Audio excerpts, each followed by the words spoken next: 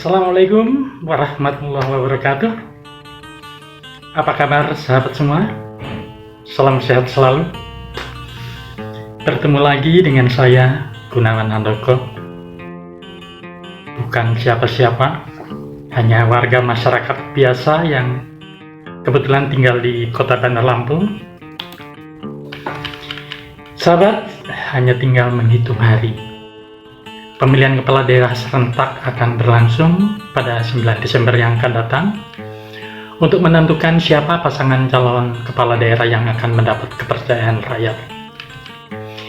Dan saat ini para calon sudah memasuki gelanggang pertarungan yang sesungguhnya, yakni gelanggang kampanye untuk meyakinkan kepada para calon pemilih. Kita semua sebagai warga masyarakat tentu berharap agar pesta demokrasi ini dapat berjalan dengan aman, nyaman, dan juga menyenangkan. Namanya juga pesta.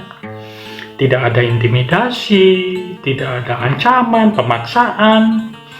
Semua berjalan dengan bebas dan rahasia. Harapan ini bisa terwujud manakala para kandidat dapat menunjukkan sikap kesatrianya sebagai petarung sejati, baik di dalam meraih kemenangan maupun saat menerima kekalahan nanti. Dalam setiap pertarungan, pertarungan apa saja, seorang petarung sejati akan memedomani sikap yang telah diajarkan oleh leluhur kita sejak masa kerajaan dulu, yakni menang sejati atau sejati ini menang, termasuk menang tan ngasorake atau menang tanpa mengalahkan. Itulah kemenangan sejati yang sesungguhnya. Sifat-sifat inilah yang harusnya memang melekat pada diri seorang manusia pilihan atau manusia agung, termasuk para calon pemimpin kita tentunya.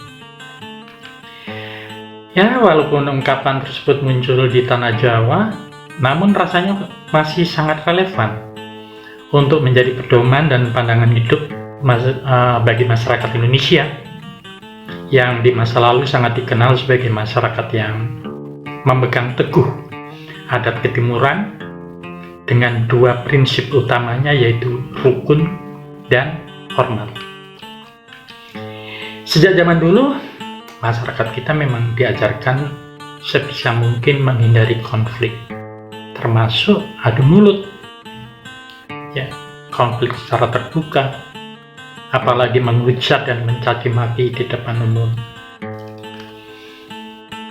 Kalaupun terjadi berbeda pandangan, biasanya diungkapkan dengan cara yang halus melalui pasemon atau sindiran. Boleh saja pendapat atau sikap itu berbeda, boleh saja ada anggapan bahwa pendapat orang lain itu salah atau lemah, tetapi semua itu tidak perlu ditunjukkan secara telanjang bulat sehingga membuat orang lain merasa dipermalukan.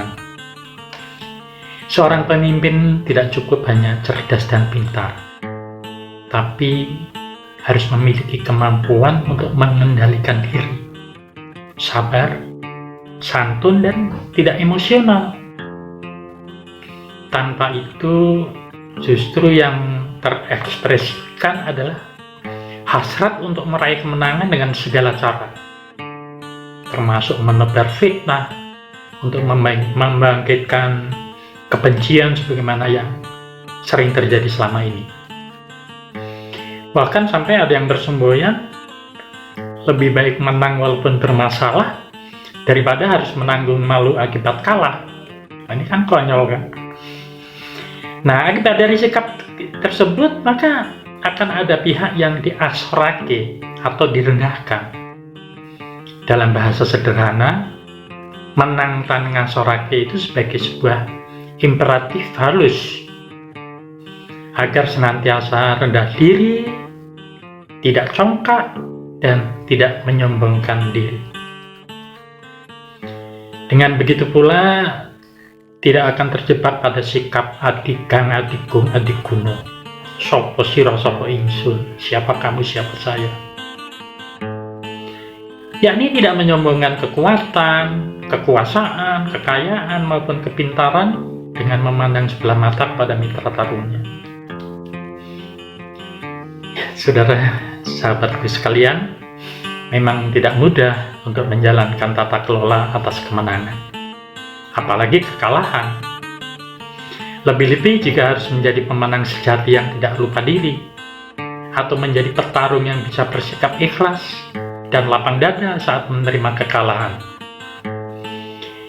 Maka seharusnya jika sudah berani masuk ke dalam gelanggang pertarungan, seseorang haruslah siap untuk menang dan juga siap untuk menerima kekalahan. Menerima dengan ikhlas terhadap kekalahan sesungguhnya kemenangan tersendiri, yang bukan tidak mungkin akan menjadi investasi untuk menggapai yang lebih besar dan bahkan lebih agung di lain kesempatan. Disinilah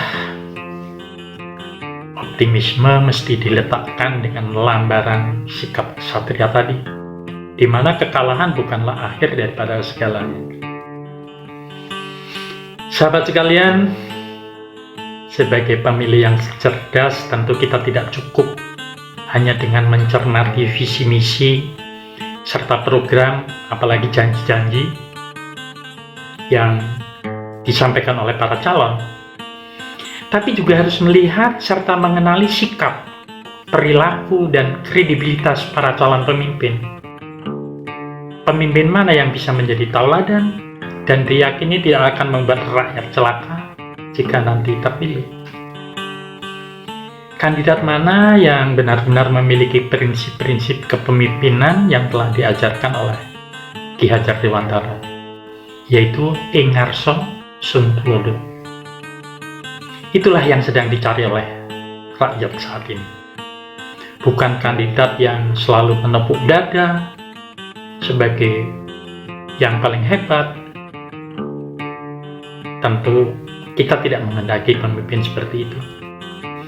Mari wujudkan pilkada yang bersih dan demokratis sebagai jembatan emas membangun daerah, khususnya menjadikan kota Bandar Lampung yang maju tapi tetap ramah lingkungan. Dan ingat, jangan golput. Karena apa? Satu suara dari kita akan sangat menentukan arah pembangunan 5 tahun ke depan. Sekian, taqabbalallahu minna wa minkum, kullu amin wa antum bi khair. Wassalamualaikum warahmatullahi wabarakatuh.